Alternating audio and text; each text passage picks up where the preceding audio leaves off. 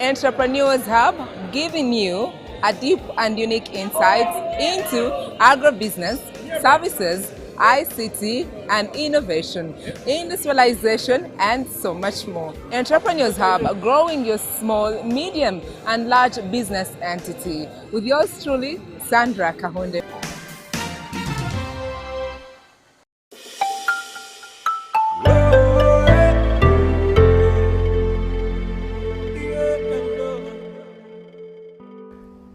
Hello, my name is Erica Murunji and welcome to Be Inspired by Erica.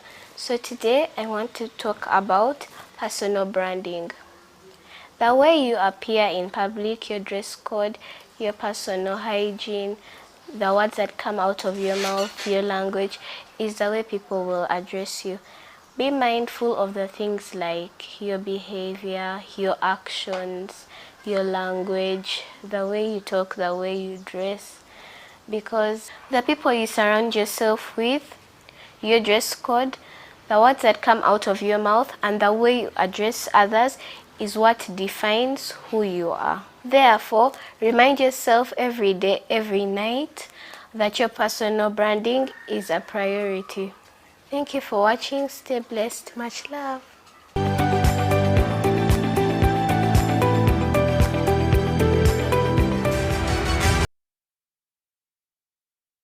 You daughters and your wallet.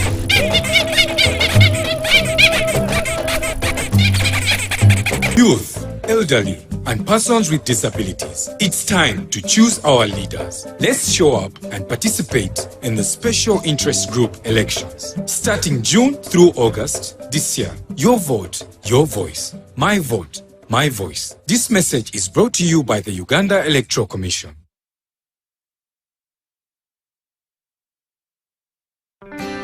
Get your favorite health tips right here on U24. Maintain your kidney by drinking 8 to 10 glasses of water each day. This can be in form of soup, tea, water, cooked grains, and boiled vegetables. Hello, my name is Erica Murunji and welcome to Be Inspired by Erica. So today I want to talk about personal hygiene. Personal hygiene is not just a habit, it is a way of life. By maintaining personal hygiene, you will reduce stress, improve on your focus, show respect for yourself and others around you, to the people around you. Take care of your space and your life. Keep your room tidy, wash your hands, cut your fingernails, comb your hair, brush your teeth, and many others. Take care of your space and your life. Brush your teeth, make your bed, bathe, cut your fingernails, comb your hair, and many others. Make cleanliness a habit. Personal hygiene should be a priority. Cleanliness is next to godliness. Stay blessed. Much love. Thanks for watching.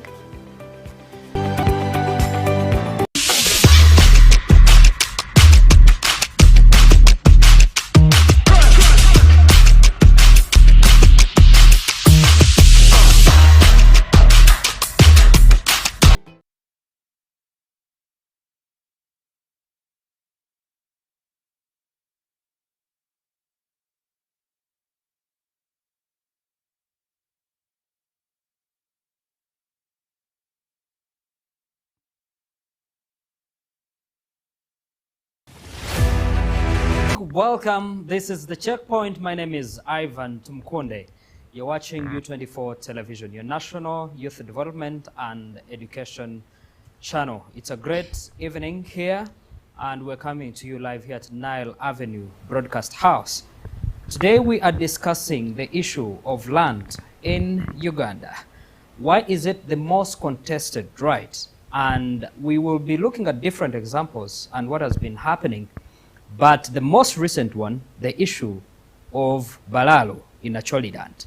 And with me today in studio to start from my far left, looking very, very smart, Kwereji, welcome to The Checkpoint. Thank you. Good evening, viewers. Good evening, listeners. Kindly introduce yourself. My name is Harriet Abalo Kerwegi. Do you want me to add more? Sure. Yes, lawyer by training and profession. And it's a pleasure to be here to discuss this very important matter that calls for our attention, all as Ugandans. Thank you very much. Thank you so much. And next is Selonjoji. Welcome to the checkpoint. Thank you, sir. I'm grateful. Good evening, viewers, and good evening, our listeners. It's an opportunity to be here too, to discuss this such a sensitive matter. I'm also a lawyer by profession. Thank you. Thank you. Harriet, welcome to the checkpoint. Thank you so much. Good evening, viewers. My name is Orishaba Harriet, and I'm a student at the Law Development Center, Kampala. I'm very honored to be with you this evening. Thank you. To start with you, Kweregi, I hope I'm pronouncing your name right. Sure. I'm trying. Somehow. Okay. The issue of land in Uganda, and something that has not started today, it's been there. If you kindly can give us a background of the issue of land and break down different maybe land tenure system, but also a little bit of historic background. Thank you, Ivan. Thank you, listeners and viewers and colleagues here. The question of the history of land in Uganda dates back to decades or even a century. But I would like to draw our attention to that land in Uganda before the coming of the colonialists, that is the British, that brought about the Buganda Agreement, and then the subsequent distribution of land was generally owned customarily.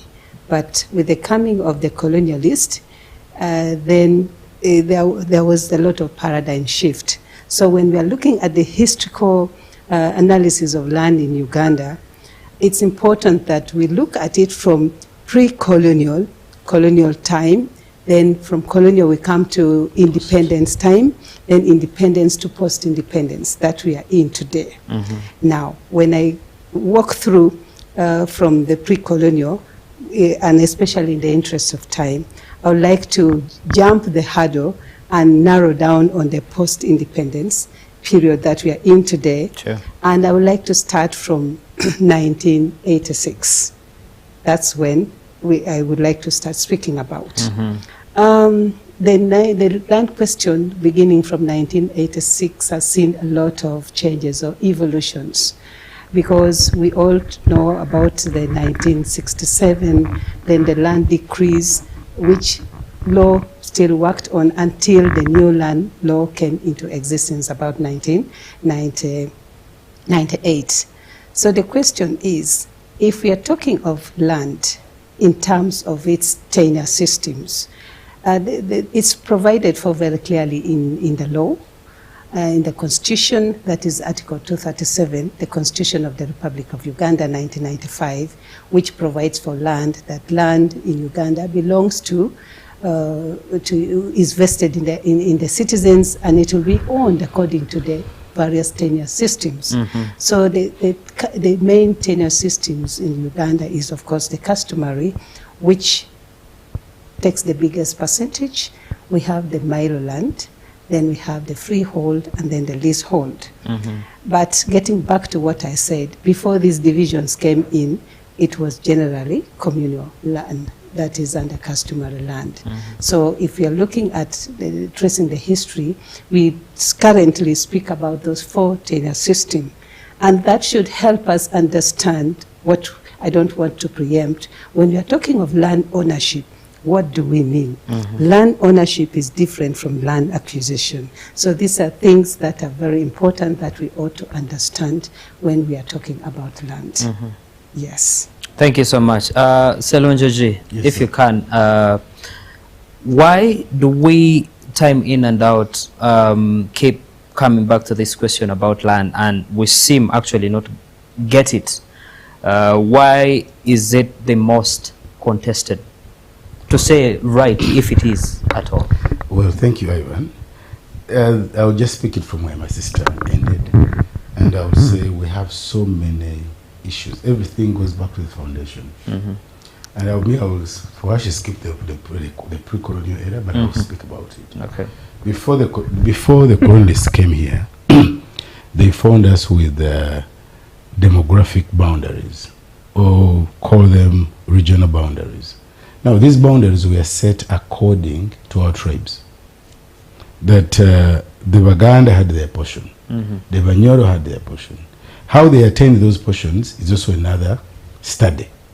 Through fight, through what. But anyway, by the time the British came, those boundaries were known. Now the British rule us and take us into their system of managing land. For them, they are devolved to where land is now registered. That's why when you look at our registration of Titles Act, it is still in the colonial, with the colonial language in it. So when we went into that era now of registering land, there were some errors created even at that stage. For example, one of the errors created, like in Uganda, was the creation of the Milo tenure system. When they were creating the Milo tenure system, they did not consider some of the people that were customarily living on that land. Because they just woke up, sat somewhere and divided and said, Mr. Seronjoji, now you own 3 miles from here to Entebbe. But there were people originally living on that land, customarily, where they were owning their pieces of land. Now that land is given to me. I even get a title. People that were living on that land were not catered for at the time. Then along the way, they made them, they gave them different names. Bona fide occupants, lawful occupants. But their issue was not resolved properly. That was the first creation of the first challenge in our land management system. And it has been on carrying up to today. Then you come to when we came to that part of now immigrations, because the British came, began developing some areas like Buganda, like Toro, like Bunyoro and the other. So people began migrating. When they were migrating, coming to these areas, there was no clear policy on how migrations are going to be handled in relation to the existing people in those areas. And it has also caused another fracas now. People feel, no, you're from where? You're from Teso, you're from Gulu, you're from Mbarara. You can't come and own land here in Buganda because you're not in Buganda. And someone is like, look here, I belong here also. No, you don't belong here. It becomes a fight because our internal migration laws were not properly cared for. Then we have societies that were living a pastoral, nomadic lifestyle. They also move from one corner to another. Now their movements were not have never been regulated. Okay, if part of us is nomadic, is pastoral, is in a pastoralist form. How do we control these people as they move from one region, looking for pasture, looking for this? How do you manage them? That has never been catered for. So that historical legacy makes us a little bit more of a fighting society. How do we live together? Of course, the other issues that have brought land to be very expensive. It is also the economic development, a bit of it. People are developing, you don't stop that. So that gives land a bigger price. And when the price comes in, now other people in between come in. Thugs, land grabbing and all this because of the value attached to the land. The other challenge is also got into our land conflict management policies. For example, I'll give you an example, the most stressing one is our judiciary system here. It is almost known when you take a land matter in court, you have to wait for minimally 3, 5, 10 years. Now resolving a land conflict which takes 10 years, that one alone has people have lost confidence. It's exhausting. Trust. It is exhausting. It is money consuming. And also the judiciary will give you their side, oh, we are still investigating, we are still doing this. And that one alone has discouraged people. Like today when you are holding a land matter and you tell people, oh, we are going to put a case, everyone loses hope. Now those who are in possession, they enjoy because they know it will take years to solve this matter. So our land conflict management policies have also affected this. The way land is managed, and that makes it more of a contentious matter because it will take forever. Then also in between there you have an issue to do with still on land on governance. You still have a bigger issue which comes into now the overlapping management systems, because which is actually overlapping in governance, land policy governance. You have majorly not only Uganda, I think it's a challenge in the whole of my continent, Africa, where we have overlapping governance systems. You have monarchies on this side, you have the democratic governments on this side, you have the customary leaders. They have the way they see. There's the way they see things. There's a way for us now on the side of government. It is entirely registration, the laws, and all that. But then you have the customary, which tries to look now at the psychological bit, the social bit of managing the land. Now those overlapping systems, who dictates what? Is it the kingdoms? Is it only government? Because at some point the government says, this will be the direction. And the kingdom says, oh no, that's not what we want. All the elders of the community have said no.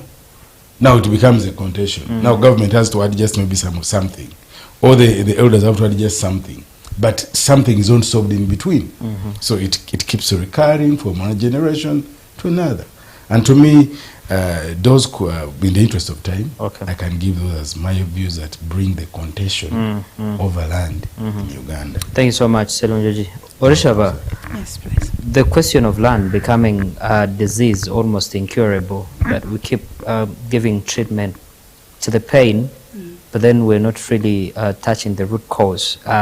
Is it a scenario that we only have in Uganda, or if, for example, to compare with other East African countries where some definitely do experience the same, different tribes, why is it this common in Uganda that we are losing lives, we are losing resources because of this question of land? But if you can put it in comparison to other East African countries. Okay, thank you so much. I would say that when you look at the African economies, we really are still a lot of agrarian economies, meaning that we still depend so much on agriculture. We still till the land to get some food, and whatever stays we sell and we get some money.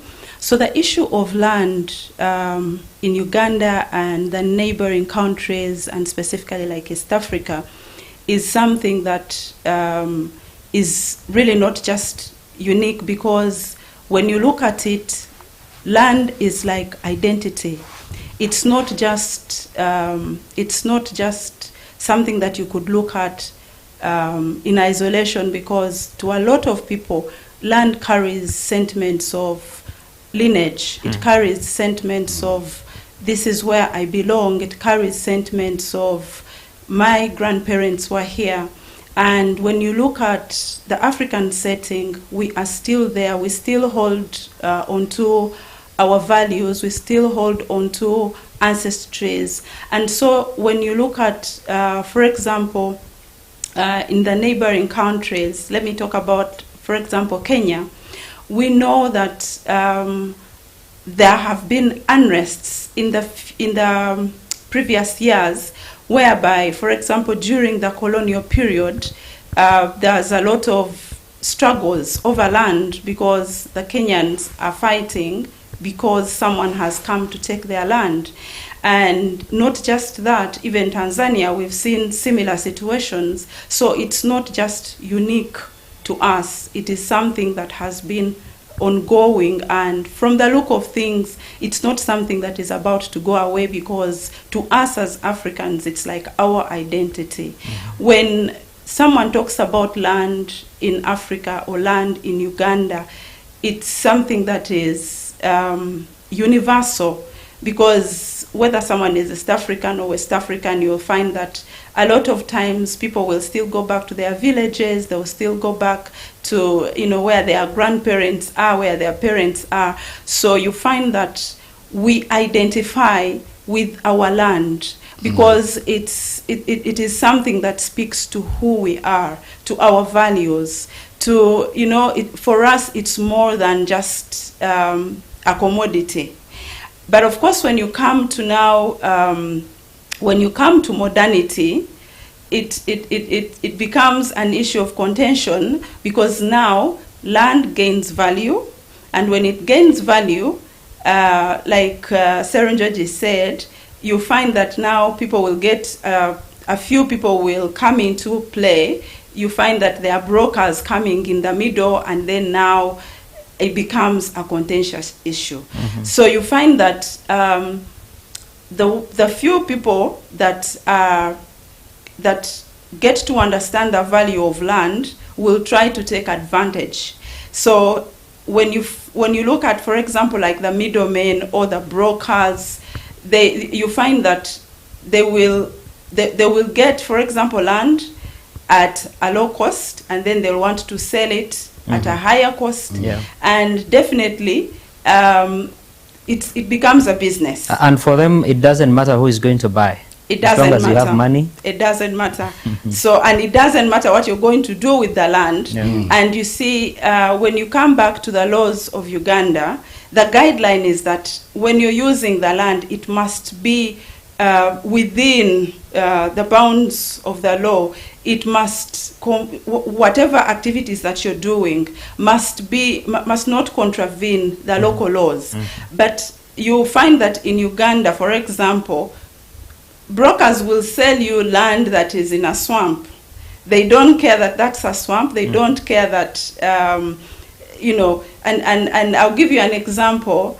There is a time that I was helping a friend to acquire land, and so we see this very nice piece. And as we were taking a look, it was in the dry season. So we look at the land and it's beautiful, and I tell my friend, oh, this looks really nice. And yeah, it's a good price, so you should probably consider taking it. Thankfully, one of the, like these caretakers that, like till the land and so on and so forth, got to whisper to my ear and said, before you buy this land, you better make sure you come by during the rainy season. Because during the rainy season, it's not going to be as beautiful. So yes, the brokers, they will be as aggressive. Yeah. They are not going to think about who they are stepping on or whose sentiments they are hurting. And so before you know it, NEMA is coming back and breaking down. NEMA is your coming structures. for you. Then you find we have, Kasanje and, all these things. So yeah, that's what I would say. Thank you so Thank much. you. Thank you so much. Ivan, if you don't mind, I just wanted to add something small, because you try to bring in a picture of East Africa. Sure. Now, if you look at a picture of East Africa, there's in Kenya and Tanzania and Rwanda, basically. I will leave the other countries of East Africa. They have tenure systems of how they manage land. The one of Tanzania is quite amazing because Kenya we're almost similar. I think the only difference is for us we have Milo, the Milo system. But in Kenya they also have freehold, they have leasehold, but they also have customary. But the customary of Kenya has been formalized a bit. Like when you go to Kenya, in the areas where they'll hold land customarily, it is defined. If it is a clan, their square miles are known, and they are registered. Their interest is registered in that clan or in that community. Okay. Now, for us here, you'll find customary land, which we call customary land. But if you ask maybe a clan or family how much they own, they don't even know. But if you go to Kenya, it is fully registered. They also issue those certificates of occupancy. And if you want to deal in that land, you will see the elders of that clan or that whatever group it is. So I think we need to do some benchmarking in formalizing customary land. Now, for us to have a law here, the law, it is clear in the Land Act, now customary land shall be handled, even issuing certificates of occupancy, but the implementation has been very slow, if not even done. The sensitization for the community to know, if you say for us to live customarily, how do you live? How do you formalize that customary existence? If you go to Tanzania, for them they don't even have these tenures of freehold, this, that, no. Theirs is purely, there's a right, the land is divided into urban land, which is they call private land. Then they have village land, and they have what they call reserve land. Now, in the urban land, there you may own land on a lease or on private ownership. Then village land is entirely customary, but it is also definite, it is formalized. Now with the reserve land, they're looking at forests, rivers and stuff like that. So when you look at their style of their tenures, you get the rights of occupancy from the leaders of the community, and the government registers you. So for Rwanda, all land is state owned, So if you want to use it, they give you a lease, they give you. So what we need to do probably back as Uganda is to go back and implement our laws. Because if you look at our laws, they are good. If that customary bit of it as defined in the Land Act, we can go to these communities that have chosen to live customarily, like Northern Uganda and part of Eastern Uganda, where they say, for us, we shall not divide land to who, we are going to live customarily. Now, the government would help to educate them to formalize their customary ownership. If you come to these other tenures that we have here, like the Milo land, I think the Milo land needs a bigger discussion between government, Buganda Kingdom. They need to sit down and say, how do we formalize this thing called Milo land? First of all, at its initiation, there were people living on the land. How are they catered for? Now, along the way, other people have also come in and settled on this land. How do you cater for these people? The issue of the bona fide, the lawful occupant, which is basically the landlord being in the know that someone is on my land, and even the one on the land knowing that the land I'm on belongs to so and so, which is the lawful occupant, has not fully given good powers and rights to that lawful occupant. So I think, and that definitely in the next few minutes will be bringing us to the question of really full ownership and someone feeling secure that I own this land and this is my land. Exactly. And as I come to you, Karegi, he talks about the different land tenure systems, and I would like for us to be able to break them down. When you talk about Milo land, the first thing that comes into someone's mind is it's Buganda land. When you talk about now, which is also coming to sound so common in the ears of Ugandans, customary land, now the first thing that will come will be about Northern Uganda. Are these land tenure systems about different regions, about different people? Can we make it clear that whether you can have customary land anywhere in Ntongamo, can have customary land here in Buganda, but also for someone to understand what defines what tenure system, what is a freehold, what is Milo land, what is customary land, leasehold. But of recent now, we also have condominium, where people are able to get condominium titles. So if you can help us to understand that. Oh, thank you so much. I just would like to say something briefly in relation to what my brother said just a while ago about customary land, that it's hard to define. People may not even know that it belongs to them. I'd like to differ with you politely and respectfully that people know their land, the demarcations of their land. Now, getting back to the gist of what customary land is, what is a leasehold, freehold, or Milo, the bigger question or debate today as we sit right here is focused only on customary. The Milo and the leasehold and the freehold seem to be settled somewhere. Actually, it's not settled, but people have gotten used. You know, when you have a disease sometimes that you don't think is going to get cured, that you have to live with it. We reached at an extent where they said, learn to live with COVID. COVID is there. Yes, it's not severe, but it's there. We're living with it. The new norm, as it was dubbed. So I was saying that the freehold, then we are talking of the Milo, and then the leasehold seem to be settled somewhere in the periphery, hanging. It's not balanced, because to what extent do people understand, appreciate this? If we are talking of a leasehold, what does it mean to a common man, an ordinary person? Because this is a little bit more technical that this person needs to understand. If I buy land from, I get land from my brother Serunjoji in the literal term of renting, what does that mean? Is it leasing, or leasing is land which begins from 5 years and above to 49 to 99? So it's time, it's a high time that the law is taken to the people so that the people do understand. It's like I've always said in education, take the school to the people. Don't make people come and look for education or the school. I'm saying this because when I talk of leasehold, what does it mean? in its technical terms, it means, one, this land, you don't own it per se, but you're getting to use the land which belongs to somebody at a fee. So you are paying money to get this land, which happens everywhere. But because we don't understand that it is lease and the years tagged to it, it makes it be a little bit difficult for people to understand.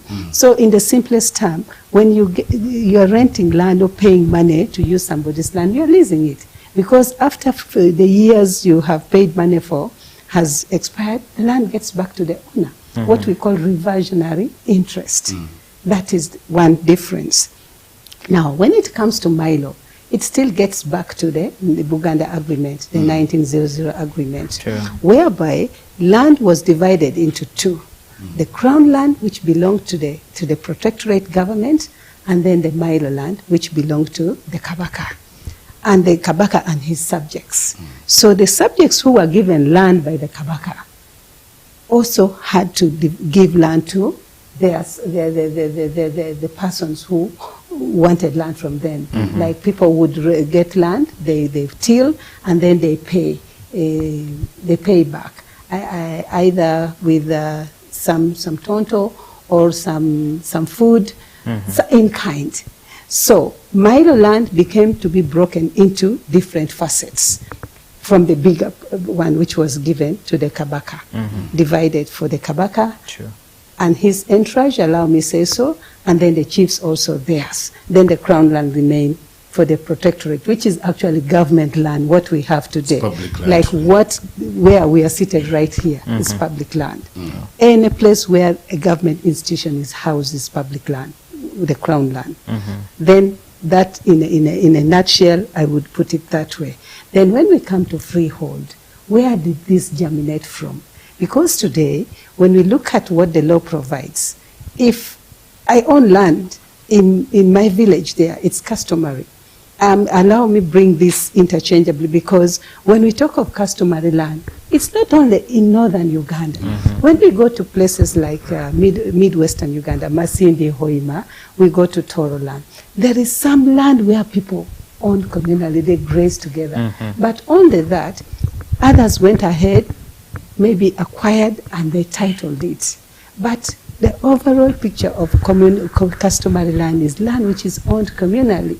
Everybody has a right. You can't divide half and sell and leave a quarter. No. Everybody has a say over it.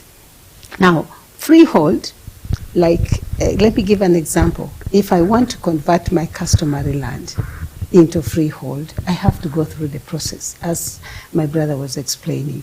Either I get the certificate of customary occupation, then apply for freehold, or I can do it straight away. The law provides for that. So what does freehold mean to an ordinary person? Do I own this land in perpetuity, or I don't own it in perpetuity? If these terminologies, which are very complex, can be deconstructed down to the common man, it will help us understand how we can own land, how we can acquire land, and how we can govern or manage land. The law is there. But is it helping us? There's so many laws in as far as land is concerned. Has it lessened on the conflict? We all here appreciate that land is no longer a social matter. It's a political issue. A political issue, and I say this, and it must be taken as an issue of national security, because the facets are so broad. And now getting back to customary land, we know that land can be, you can get land in so many ways. You can either inherit, you can buy, you can lease, and in any other form. Now, customary land is basically on inheritance, great-great-grandparents that keep on passing on. From your father to you, your son, then to your son, like that. And such land is hard for me to have a claim on it. And that covers the broader part of northern Uganda, northeastern Karamoja, and then Teso land, leave alone the Bugisu part of it. Now, the question of who then takes charge of all these different tenure systems, has the law helped us to understand that I own this Milo is mine, no, my landlord has no rights over it.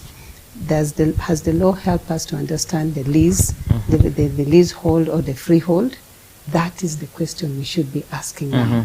Maybe that question should go directly to the Ministry of Lands. Yeah. So when we are talking of the various tenures in relation to the law, yes, the law is there. But we should go a step further to make us understand, because the question, as I said earlier, of owning land and acquiring land and having that interest, legal interest in it, remains something which is causing a lot of problems, conflicts which are ending, because land is no longer a social thing, it's a political issue. Thank you. Land being a political issue. Yeah. Orishava, when we talk of land conflicts today, for those who have gotten involved in these matters, might think, if we were to say 5 years ago, it was an issue maybe to do so much with Central or to do with Buganda. And that's why actually someone had to do due diligence when it comes to buying land. That as long as you're going to buy land in Buganda, you have to do due diligence. But for other parts, it was as if land, there's no question to do with land. But to draw you back, I'll give you examples of places like Chigezi, and to be specific, Kabale. Because of the population and stuff, they got shortage of land. And if you go to Kabale, you see the land fragmentation that is there. And that caused very many Bachiga to be able to move to different other districts that are not in Chigezi. And that was looked at as if, as a threat by other people in those districts back in the years. It didn't come out so much well, but you had people that really had money from Kigezi coming and buy big chunks of land in these other districts. But the big example is when it came to Bunyoro. Same way we're going to be discussing the issue of Balalo. We had the issue of Bachiga in Bunyoro, who are actually called the Bafuruchi. The same way you're saying Balalo, it was a question there that they were not allowed to actually on land there because they were Bafuruchi, they were Bachiga, and therefore they were not supposed to actually be there. The question of land, is it about these regions, and why is it now spreading all over the country that it's after this region and then we have another one, and before you know it, the whole country is going to be on tenterhooks? Okay, thank you so much. I would like to say that constitutionally, as Ugandans, like my land friends have already mentioned, as Ugandans, the constitution allows us to move freely anywhere and live anywhere within our country.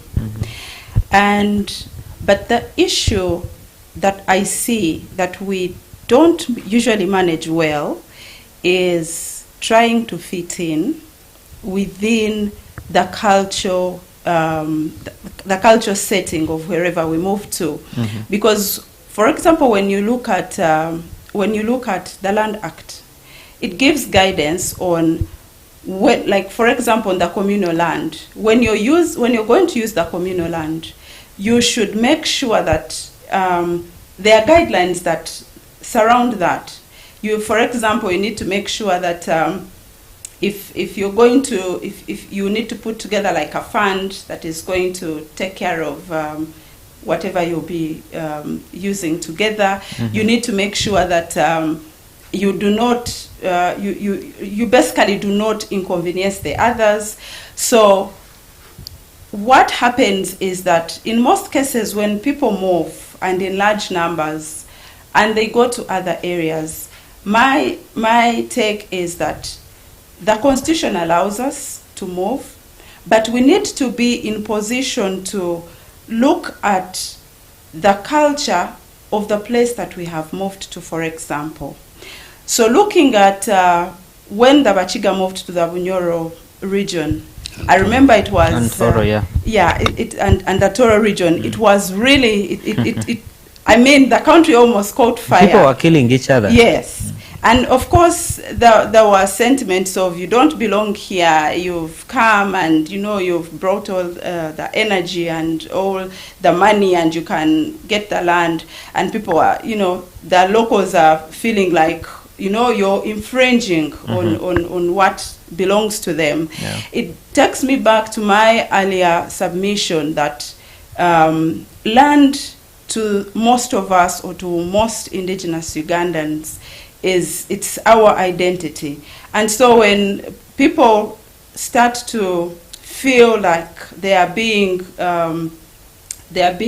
rights are being infringed upon, that's why you see the mix-ups coming through, and then it will seem like now the Toro people or the Wanyoro do not want the Wachiga here, or, you know, something like that. It now tends to look like it's a tribal sentiment, and yet ideally this is our Uganda, all of us together, and we should all be, you know, we should all be welcoming to each other. But going back to what my colleagues have talked about, we need to be in position to implement our laws, because our laws are good, our laws are elaborate. They show you how everything should be done, but when it comes to the implementation, it becomes difficult.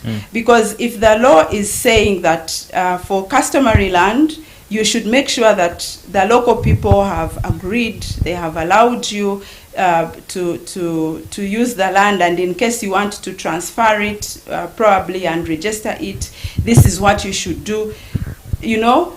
And then, of course, like I said earlier, some people come in, you know, the very shrewd ones, and then they will try to bypass, and then they will try to, you know, some people are really very wise.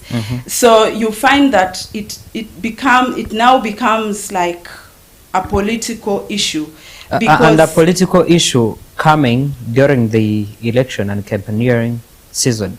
Yes. So you can imagine. Yes, like what's happening currently, of course. And so when such sentiments come in, the people will definitely rise to fight for what they feel belongs to them. And it goes back to us being able to you know, make sure that our laws are implemented to the dot. People know where their land stops. They know that this land has belonged to so and so from way back. From, you know, it was passed on from the grandparents to so and so and so and so, and this is the tree where it starts, and something like that. So usually when people come in from like a different region, it's important to be able to accept what norms are within that area. If, for example, you find that land is communally owned, fitting. You go through the process of the process. Yeah. Like don't try to bypass the laws or use the law to your advantage. Yes, and of course, and in most cases you find that sometimes the indigenous people do not know the law, and so that's where the brokers, who are our very wise friends, will, you know, take advantage, because they know that for example, if I do ABC, if I get this certificate, then I can be able to sell.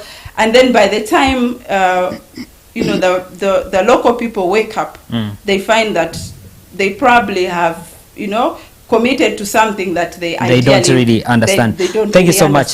Because of time, we need to rush to the niche of actually today's topic, the question of Balalo in Cholidan, or in northern Uganda.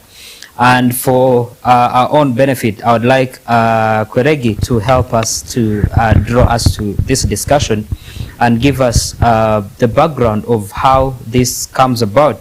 Some saying it's been a swarm of Balalo moving at once in one region. If you can, for us to be able to understand and to pick that discussion, let us know what exactly is happening. Thank you again, Ivan, and colleagues and viewers and listeners. The question of the Balalo is not a question of today or yesterday. This is something which has been on. If one traces back the history of the Balalo in northern Uganda, and to our understanding, of my understanding as somebody who comes from northern Uganda, a Mulalo was somebody who would come and look after cows for people, a herdsman. And then he or she would be paid either, mostly he, paid in kind. And if I remember, my grannies would tell me that they would come from around Nakasongola area. And they were basically people, individuals, and eventually bring their family, and would come with livestock in hundreds or thousands. But that aside, giving a very brief background to the Balalo question in northern Uganda, we see things now unfolding, taking different shapes. If quickly I could draw us to what started around 2007, when a team of the Balalos crossed over to Apache district. There is a government ranch there called Atera, and they went beyond. And what happened was that the Wananchi there reacted. Some cattle were killed, and they were they were actually evicted back. And then they crossed Masindi Port and came back, but not all came back. Others crossed and went through to Teso. And a number of people were apprehended, about 21 people. They were put in custody.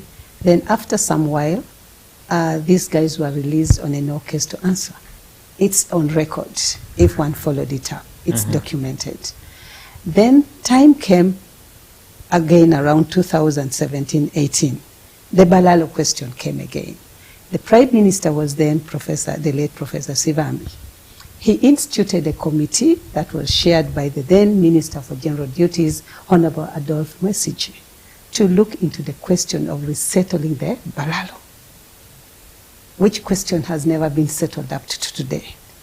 Then from that 2016-17 up to date, the Balalo question is there. The committee that was constituted that time came up with a report and said that the Balalos had been resettled back to their ancestry land. So the question is, which is this ancestry land of the Balalo? It draws me back now to what I want to say. Who are the Balalo? Where do they come from? And where do they get the audacity or the authority to settle in people's land if they have not acquired it by buying, or they have not acquired it through lease, or through inheritance?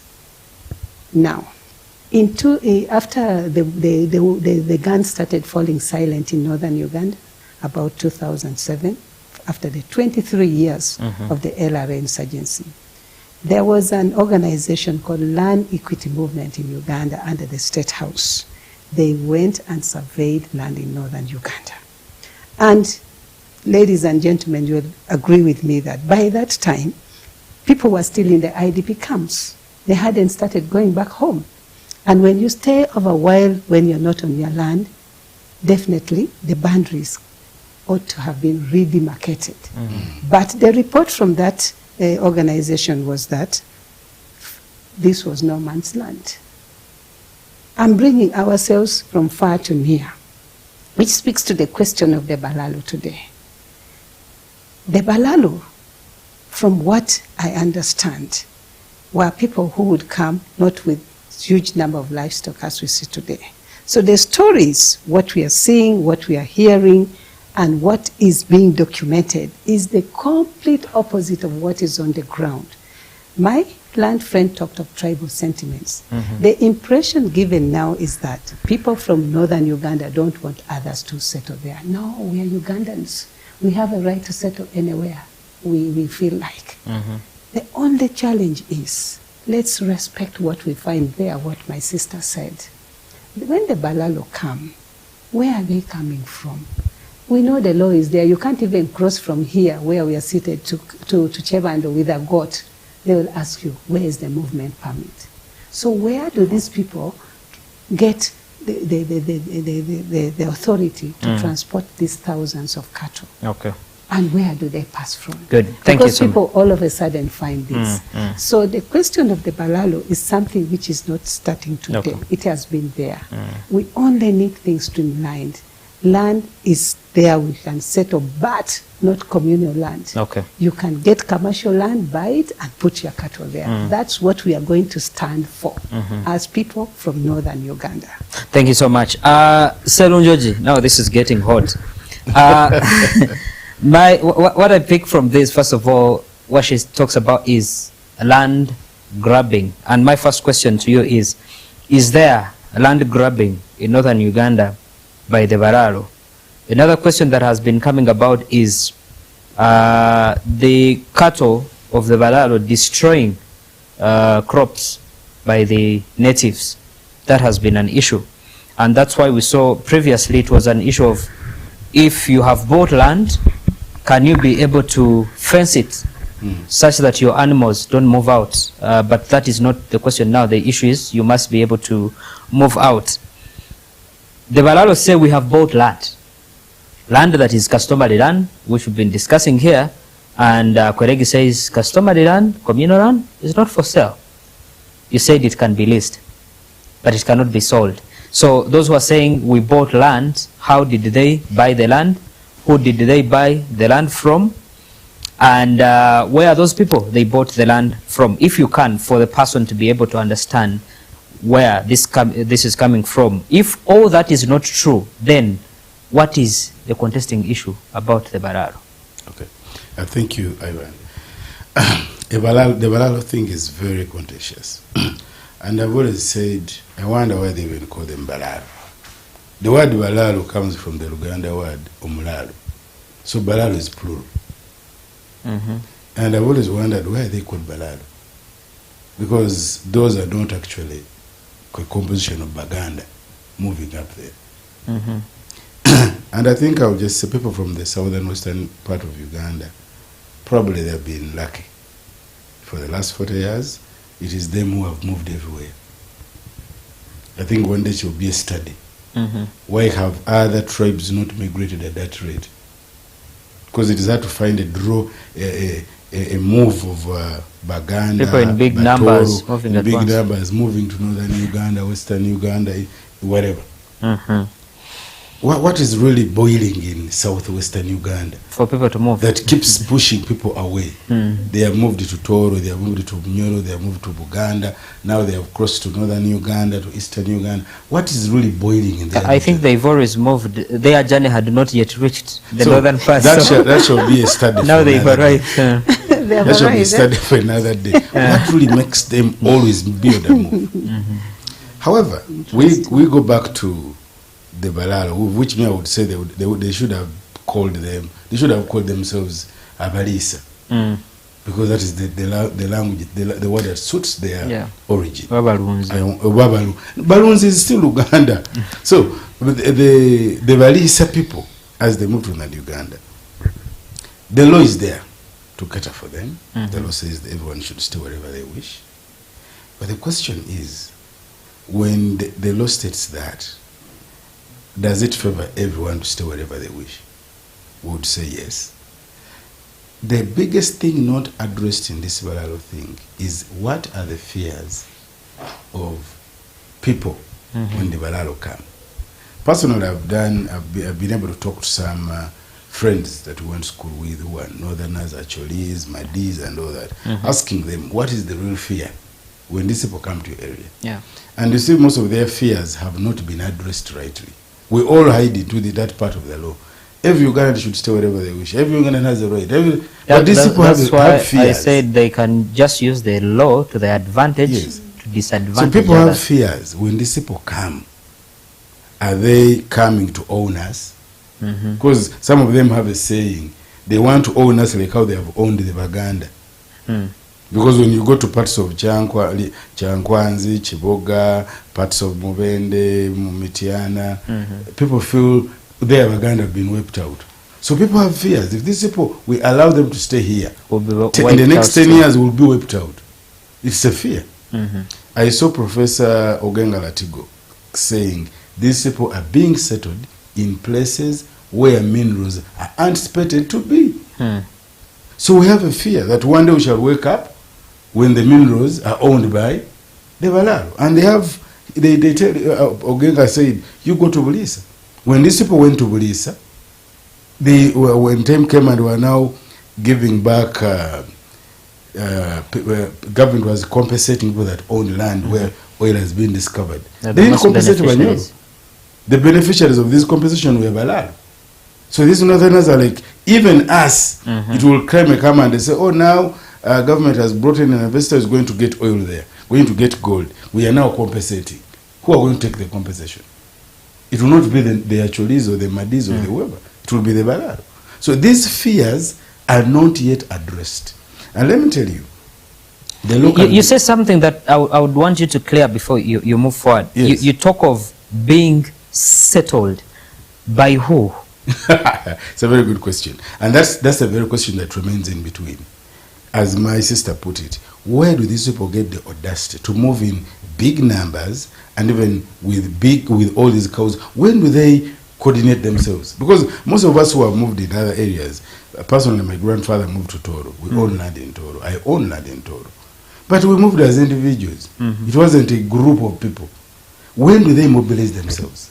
When do they get all the resources to begin even moving? For interest of time, who sells the land? Because the Balalo are saying, you are saying we can't buy your land, but at the same time you're selling the land to us, which also confuses us. Now why are you selling the land when you well understand that you as a clan, you can't sell your land? We shall go back to the history of Northern Uganda and go back to the time of the war. These people, after spending a war, spending 23 years in a war, they lost a whole generation. 20 years is a generation. 20 years from now, I'll be in my 60s. My child, if I get a child now, who'll be in his 20s. That's a generation lost. So Northern Uganda was dropped into poverty because of the war. They were dropped into poverty and all the other confusions that come with poverty. Yeah. So they lost cows. As it is documented that their cows were taken by Karama Jones. As it is documented that their cows were taken by the people from Teso. So they lost even their resources. Now, the poverty in between and the disconnection, people settled back in these lands, but these are kids, most of them are children who are settled back. They don't even have the right values. So some of them go ahead to sell land even without consulting elders. But that one does not make it right. So, truthfully, yes, there's some Acholis and who are selling land, but most of them are youth, children who do not have the history of their own area. And then some of them are not even people in the area. They are land brokers. They go and masquerade there as owners of land and they sell. And then some of the people, they are not even buying land. They just come and settle. As when she was talking of Crown land and all that, there was government land in Northern Uganda that passed on from the colonial government, where they had put government farms, they had put government ranches and stuff. Now those lands, those are some of the lands that the people we call Balalo settled in first. It's on record. They settled in some of those lands first, which were ranches that belonged to government. Instead of the government recreating these ranches that were there, land was left there vacant. These people come and settle on it. And the Acholis are like, but that land was for ranches. And no one is coming to answer those questions. So if we don't address the fears of the Acholis, even if we quote the law, there shall always be boiling pressure in society. Just the same thing even here in Buganda, where we are like, okay, but since it's Zaman. But the pressure boiling and the sentiment as you talked about, you don't take out the reality that people are still boiling. Yeah, those boilings will forever be there. And someone can justify to say, but it's you who are selling the land. Yes, that will be said. But we have been first of all pushed into poverty. Now for you are capitalizing on us being poor, and you come and you buy us on peanuts, instead of helping us to come out of poverty, for you actually taking advantage of our poverty, and you're coming to take over our land because we are poor. Thank you so much. Olishaba, from Serun George's submission and Keregi, it looks like all this is an intentional and sort of a game plan by someone. I don't know, because if Selwyn George said they were being settled, or what are they up to? That brings in the questions of why is the question of the Balalo so loud? Is it a tribal issue? Is it a political issue? Or it's an issue to do with the economy, that basically these are people who are doing the business of keeping cattle, and all they are looking for is a space where they can do that? Okay, thank you so much. I would say that we have a struggle of cultures in play. Yes. And when I say a struggle of cultures, I say on one end we have the people in the northern part of the country where they own their land together, they use their land as communities, and that's their identity.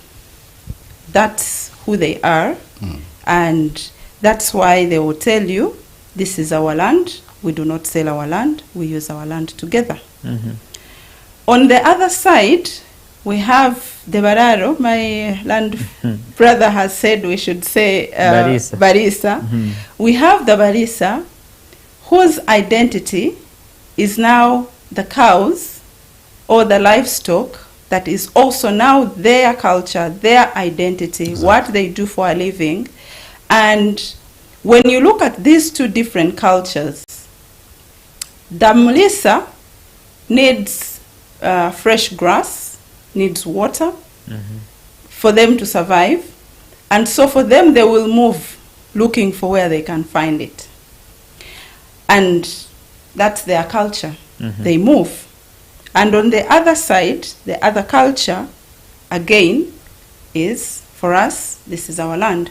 And so this, this struggle between the cultures is what I think is the problem. Is the problem. Thank you so much. I think that's the genesis. Thank you. Unfortunately, because of time, we might have to end it here. But we shall continue with this conversation. Maybe we shall create another episode.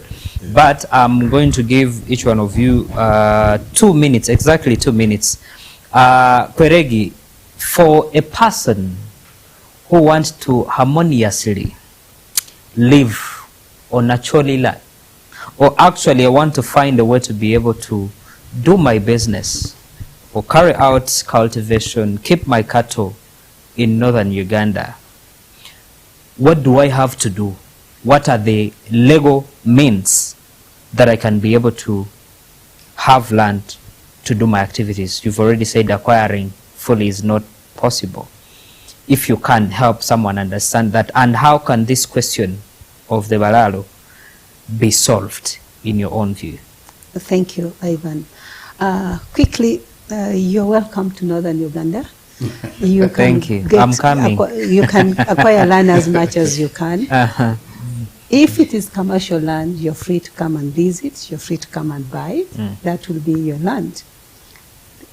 The only exception and a no-go zone is the customary land, communally owned, that you're coming with your cows. All of a sudden, overnight we find it there, and you start grazing it on the land, and you claim it is your land, you bought it. If I sold to you land, which is communally owned, but it belongs to our family, I've sold to you air, because not all of us here have accepted. And that's what is being claimed, the claims that past people are making over there. Because once you buy land, any reasonable man will go ahead to acquire the title, not so. Sure. And the processes are very clear, well defined. Now, if you bought land, produce the documentation that you acquired the land, you paid for it. Someone will say that also the ownership, either they also don't have the titles, so I have my agreement. The agreement, if it is the agreement, then all of us in the family, in the clan, have accepted and signed to it. But where you're not even presenting documentation, and this land which we are talking about is not the land within the urban areas, in the rural areas. In the rural areas. But how is someone going to be able to get a child of 2 years, someone who is at school, to gather all of them for each member of the clan to be able to ascend to the agreement. So for me, my question is, even if I was to buy in the normal terms, I would have representatives. If it's the clan, there are the clan heads, there are representatives of different families, then there are the authorities, that may be local government. If I have signatures of all those, then am I not having that land legally? Oh, yes, you would perhaps tread along that line. The question is, again, question over question, these authorities, is it genuine? Are the authorities genuine? But is you who is selling, are you the people who are selling genuine? Because at the same time as you choose the other party, are you genuine? Because someone will say, and they being crooks by trying to get money, you might say, yes, because people are poor, but then you cannot use that as a reason to say you're going to get money from people and then turn around and say, no, for us, our land is not for sale. I totally agree with that line of thought. Getting money from my brother Sarunjonji, I've sold him the land, but I turn around and say, I've not sold you the land, it's communal. There are two lines here. One, if the land has been sold to you genuinely by me who owns it, and it's communal and everybody has accepted to, the land then it is taken to be yours. But there is a difference people are not understanding down there. These persons may not have come to the terms of selling, but maybe leasing for you to use over some time. But then the herdsmen are claiming it is theirs. They now own the land. So we need to be very clear to understand, is this land totally sold permanently, or they're just leasing to people? Isn't that the reason why we need verification, maybe of who goes out and who can remain? The verification is going to be done, but the extent to which people are trusting that verification, you can't come and start verifying my land in my compound that you own it. Where were you all this time that you're coming to say you own the land? You bought it today, you have the certificate tomorrow, and everything is documented. Does that work really? I think there has to be some decency, honesty, and transparency in doing this, because everybody wants to be somewhere to do some business and coexist. The cows are there, but what is raising sentiments more is claiming you bought the land when actually maybe the documentation is not there, and two, grazing your cattle on the crops of the Wananchi. This is food for them, and getting further into the villages. It gets us back to the question that I asked. How do these people transport these things and go very fast? You wake up and find everywhere is littered. Everybody is welcome for investment. You're welcome to come and buy land. Follow the procedures. If it is communal, if it is accepted, agreed, then you buy. But there are also people, as my brother said, there are those, I don't want to call them fraudsters, the tricksters who will dupe you that I belong to the, I've spoken to them, I'm the spokesperson for the clan or the family, so everything is okay. So when you get down to meet the people, they say, we don't know you. We don't want people to be duped into that. But all in all, let's respect the culture, as my sister has been deliberating on it. That's how we own our land. That's how we use it. If you have to acquire it, make sure you do it legally. Otherwise, land conflict is not going to stop. Thank you. And as people from northern Uganda, it's a mockery to us to say that you own the land. We had cows, we had cattle in thousands and millions. But because of what happened to us, that we don't want to keep lamenting on, but it has remained a scar in us for generations, That's why our land today, people can afford to say it is no man's land, it is free land, because we don't have the livestock. We would wish to get back to the status we were in, but we don't want to be mocked and say it's free man's land, let people come and take it. I think having honest conversations like we are doing here is what is important, and that problem can be harnessed such that we can be able to understand each other, other than to say someone is going to impose on you to say the Balalo must stay, but not at the same time someone coming out and saying Balalo must move out just like that. I think we must be able to have this kind of discussions, but also a word maybe to our leaders. We must avoid politicizing this. I know it comes at a time that you want to be able to, you know, use this as an opportunity. Either you want to have a comeback, or either you want to be able to sit, to keep in the seat that you're having. But don't do that at the cost of people, their lives, because you don't know actually where this ends. So let's not politicize this. Let's give a chance to people being able to understand each other and keep living together as we have been as Ugandans. I moved to northern Uganda very many times. I have my colleagues, I have workmates who are northerners. I have those that have actually been inviting me that come, please, we do partnership to do business in northern Uganda, and I have no problem with that. But these kind of fears, when they come about, because in the end it costs both, either the Balalo or all Ugandans, because now there is development that will be coming. Even the person that will be coming to Gulu town, for example, will not, when they know it's insecure outside there, because how do you move outside of town? Exactly. If you say I can only, yes, it's okay for me to own land in the city, but I know the moment you move out, everyone will be saying, actually, that one is related to a Mulalo ABCD. So that means I'll fear to come and do my investments in Gulu, which is unfair, first of all, to the northern Uganda people, because they need that development. Otherwise, we really need to have these engagements. Selon George, your last remarks. Well, thanks, everyone. My last remarks, me, I would say, in the event of addressing the Balalo issue, the first thing that government needs to do is to address the fears of people in the north. What are they worried about? If those fears can be listed, and then you answer the fears, so that these people can now gain the vigor to know that these are not enemies. This is because I've told you, some of the fears I've told you. Northerners, my sister may not bring it out, but me, I will tell you, because they feel they're going to be overtaken in terms of population. They're going to be controlled and ruled. By and that feeling shouldn't be undermined. Exactly. You can't, and if you want to undermine it, you may undermine it for some few years. But eventually people will come and say, for us, we don't feel comfortable with these people living here. Sure. The fear of people settling where minerals are, that fear has to be addressed by the government, by sensitization and whatever. And some proof of documentation. Sure. That you see, there's no anything here. So the Balalo thing, or the Balisa, I won't call them Balisa. These Balisa people, need to also be coached on their manners when they go to other people's areas. Yeah. If you go to other people's areas and you want to settle there, first respect the culture.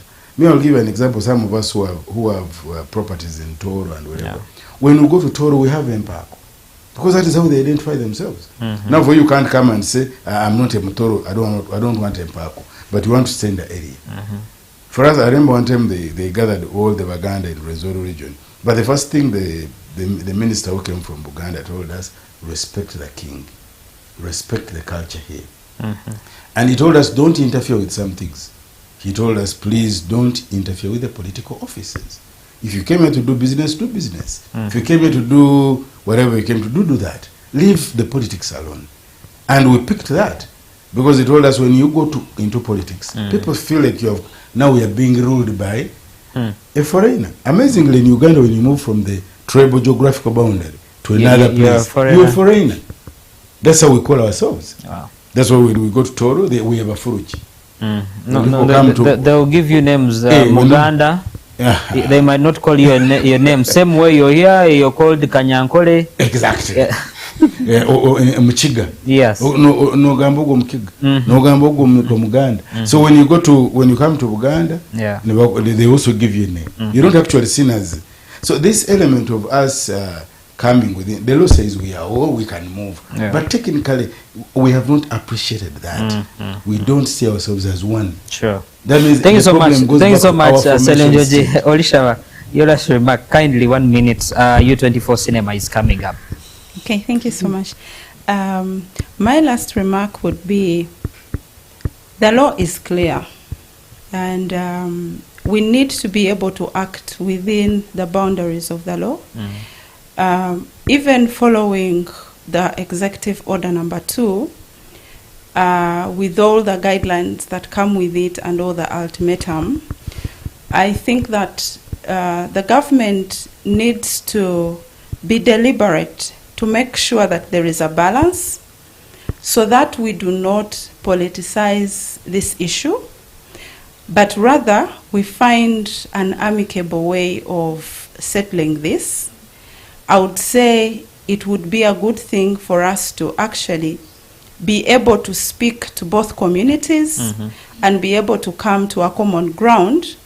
I'm really not in agreement with the executive order and saying they must go, because my thinking is that there are those people that could have actually acquired their land legally. Like my sister said, there are guidelines. And so I think that the government needs to take some time and make sure that those that are illegally there, those that have probably just been duped or sold air, are actually exited, and those that are legally there whose paperwork is in order are actually also taken care of, so that we do not now start getting the sentiments of, you know, whatever is happening currently. Sure. Thank you. Thank you so much. Thank you for making time to come and have this discussion. And certainly our audience has been able to learn a thing or two, but we shall continue with these discussions. It doesn't really stop here. But what we're doing is what the nation needs to do. Having honest discussion such that we will not feel as if something is behind. Either people are thinking they are minerals when they are actually not. You want to wipe people out, I don't know for what reasons, maybe it's not true, but unless if we have honest conversations with each other, then such kind of suspicions are inevitable. But I thank you so much for sparing time, and to our online audience, as always, thank you so much for keeping the comments coming in, sharing, and making sure that many more people can be able to get this educative information. And I want to shout out to Twine Mugisha. Thank you so much. He says he's ready to learn, relearn, and unlearn. Great topic tonight. Thank you so much for tuning in, Twine. Asha Hussein, thank you so much for tuning in. Kaika says he's following. Thank you so much for tuning in. And he says, very good insights. Council Shaba, many Ugandans have fallen victim to acquiring land in swampy areas. This is an issue that needs more awareness and regulation. Shamim Nabanja says, how I wish we include physical planners to add some insights. Certainly, we'll plan and bring in some physical planners. But to remind you that we have a real estate property show, the Property Lane, which runs both on UBC and U24, and all these issues are always discussed, but you can also check online for these discussions we've had. Doug says the mafia is behind the Balalo. I don't know who is the mafia. Maybe you can elaborate on that. And she continues to say, you can't sell customary land since it's held in trust, save for freehold. Northern Uganda was previously ranching zone, was it? Not sure about that. There is no struggle between the cultures when one indigenously owns the lands. Okay, and concludes by saying people in Northern Uganda are the most sweet people in Uganda. So welcoming and loving too. Yes, I confess to that. So loving and sweet people. Indeed. Thank you so much for making it a date with us today evening. From me and my team, good night.